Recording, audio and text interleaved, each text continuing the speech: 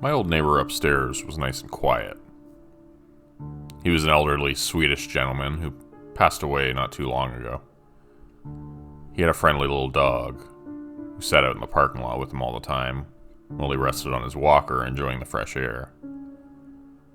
The little pup would chase leaves around while he sat on his walker, looking delighted. The new neighbors, though, they are not so nice. And they are not so quiet. I woke up at 2 a.m. the other night to the sounds of footsteps running around above me loudly. Assuming the upstairs neighbor had a little kid or two, I tried not to let it annoy me. There was a jar of earplugs in the closet, so I put in a pair of those and tried to get back to sleep. No such luck. By 5:30 a.m., I took the earplugs out and got up to start my day a few hours early. There was no point trying to sleep any longer. The noise of the neighbors upstairs was cutting right through the earplugs, like a herd of elephants was running around. I tried not to let it bother me, but the next night it happened again. Right around 2:30 a.m. this time, the noise of little feet started running around, stomping on the floor above me. The entire apartment was rattling with the noise. Half an hour passed, then an hour, the noise becoming more steady and persistent. It sounded like whoever lived up there had 10 kids and they were running around causing havoc while their parents slept, somehow oblivious to the noise. Someone, in, I'm assuming, the apartment above them, started banging on the floor with a broom or something like that, making a loud noise that scared them into being quiet for a little while. But it didn't take long for the racket to start back up again. To make matters worse, the noises were confusing as hell. At one point it sounded like someone had put 2 pairs of high heels on a dog and it was running around, going back and forth above me. Then it was like someone dumped out a bucket full of marbles and started rolling them all around the place for some reason. And the whole time it sounded like a bunch of kids running around with no supervision, stomping up and down in the hallways and running back and forth across the floor above me. I wanted to yell and scream, but I'm too polite for that. Far too non-confrontational. So I just jammed the earplugs in further and tried with mounting futility to get back to sleep. Eventually I rolled out of bed again and went back into the bathroom to brush my teeth and start my day early. This time, before the sun had even risen. The bags under my eyes were puffy and dark at work when I looked in the mirror, and people kept asking me if I was feeling okay. Not really, I told them. I had some really terrible new neighbors who had moved in above me, and they were making my life miserable.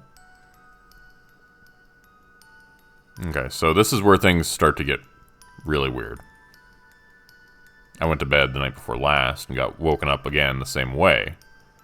Noise up above me. Feet stomping, kids running around back and forth up and down the halls. But then I heard them running down the staircase outside of my apartment. And then they came to my apartment door. The noise of my doorknob rattling violently was jarring in the quiet morning hours. It was making me uneasy. Who would let their kids run around at 2:30 in the morning out in the hallway without giving them a scolding? And were they really trying to get into my apartment? I was glad I had remembered to lock the door. Every so often I forgot to do that. The front door stopped rattling after a while, and the noise above me resumed, kids running back and forth, stomping and clomping, screaming and laughing. I somehow managed to drift off to sleep again for a while during a brief lull in the noise, sheer exhaustion taking over and allowing me to overcome the stress and annoyance of all the chaos. I fell into a whirl of disturbingly vivid dreams. And when I woke up, it was to a noise that was not above me, but behind me. It sounded like someone was in the wall of my bedroom, moving around, breathing, watching me, listening. I bolted out of bed and turned the light on. The noise came again, louder this time, like someone shifting their weight and scraping along the rough inside of the wall of my bedroom.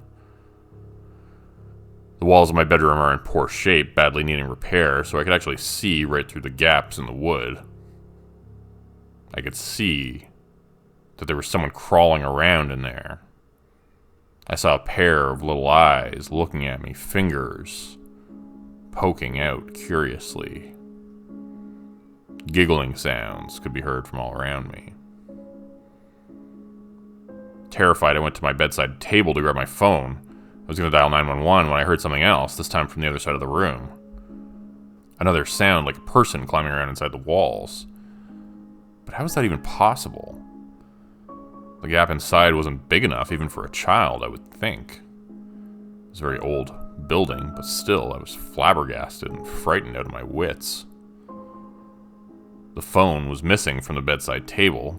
There was someone with me in my apartment, I realized, just as I heard the sound of receding footsteps running off down my apartment hallway. The little shit had my phone. How many of them were there? I chased after him to the door and saw him running out, but didn't get a good look at him. At least I knew where he lived. Running up the stairs 2 and 3 at a time, I got up to the apartment above me, just as he was about to close the door behind him. I stuck my foot in the gap as he slammed it shut, and it hurt my foot badly, but I didn't budge. Let me in there, you little shit. Give me back my phone. He let go, and I fell through the doorway into the apartment. I looked up from the floor and saw 2, well, I wouldn't call them people, but let's just say humanoid-ish creatures. Gaunt and tall, with long, thin arms. They appeared alien almost. They had milky white eyes that were leaking white fluid which dribbled down their cheeks. And yet they looked at me with disgusted expressions on their faces. The one which looked vaguely feminine opened her mouth to speak, and I saw she had twice as many teeth as a person. 2 rows of them. They were all tiny and rounded.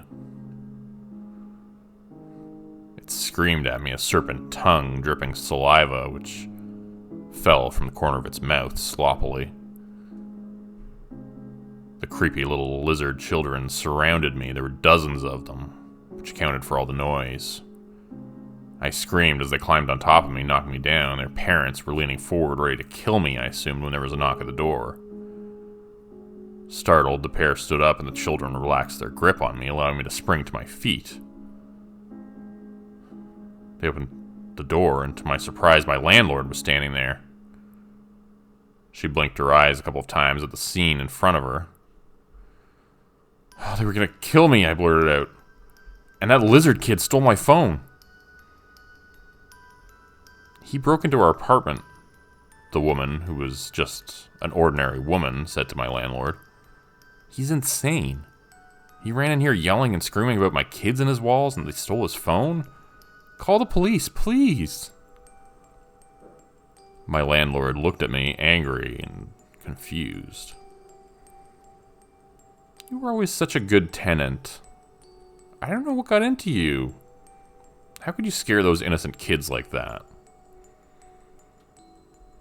When I got down to my apartment after a few more futile attempts at persuasion, I was only mildly surprised to find my phone sitting on my bedside table where I left it the night before.